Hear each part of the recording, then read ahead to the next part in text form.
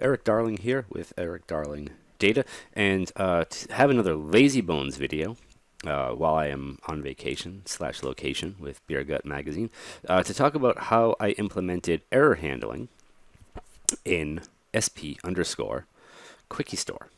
This will be the second video in the series that I am going to hopefully have 5 of because I don't feel like writing anything. I don't want anything that anyone will actually comment on. So what'll end up happening? Just kidding. No one ever comments. So no error handling would be complete or even good without a good old-fashioned begin try. So this is where our story begins. It's begin try. And I've done a few things along the way to make things a little bit easier on me. One of the things that I did was I have a little declared variable here. It's a declare variable called current table. And I use this to store what action I'm currently doing in the store procedure. It makes things a little bit easier. So if someone decides to debug this, they hit an issue, then it makes it a little bit easier for them to find an issue. And I'll show you kind of exactly what I mean by that. I'll do a live demo of this whole thing. And then what I use current table for is stuff like this. So whenever I start a dynamic SQL block, then I like to figure out, okay, what am I doing? I'm checking for QueryStore existence, and then the dynamic SQL that I generate is down here, right? So I know what I'm doing, and then I know what the SQL is doing, I know what the intent of the SQL is, and then I can figure out if that's like, if this is like what's going on when I hit the error handling part of things. So let's go all the way down to the end of the procedure. And let's look at what happens here. Now, of course, no begin try would be complete without end try, and no end try would be complete without a begin and end catch. Of course, SQL Server would throw an error if we didn't do anything useful. So I tried to do something useful. I know, first time for everything. So what happens in the begin catch block? Well, when I was first doing this, and I'll admit I am not the world's foremost practitioner in error handling. I've tried and had some successes and failures with it in the past. But what I initially started doing was, well, I gotta capture, the error message, error line, proc thing. I read around with every time I have to do error handling, I go read the Erland Summerskog articles plural about error handling and end up like remembering learning something new every single time.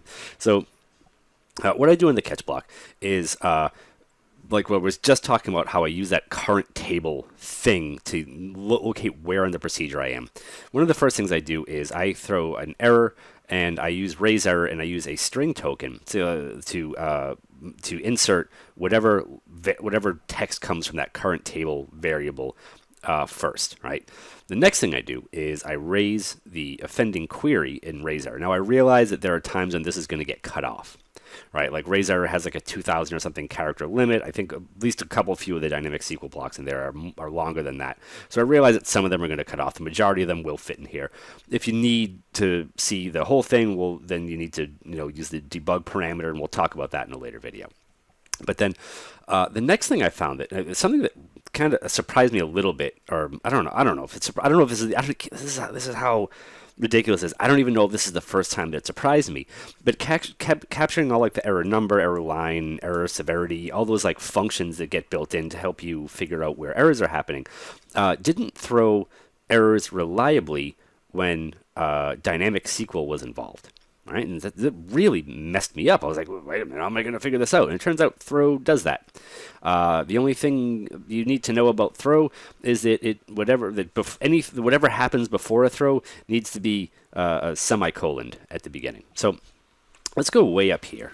And since this is guaranteed to happen really early on in the procedure, let's just go and make this part fail, right? Because, why not? Right? And let's go run SP QuickieStore and see what happens. And this is what it looks like when the query fails for some reason, right? We get the error message up here. We see that we got an error while checking for QueryStore existence, and that's exactly where I removed the Y from this view so that we couldn't find it. And then we see the offending query, right, which is this thing. Reset transaction isolation or read uncommitted, and then we try to look for a thing that doesn't exist here. So that breaks completely. And then the throw, which I do at the very end, will tell us that we have an invalid object name. Right? We can see QueryStore options is obviously not a thing. And we cannot query that. And so that is how the error handling works in here.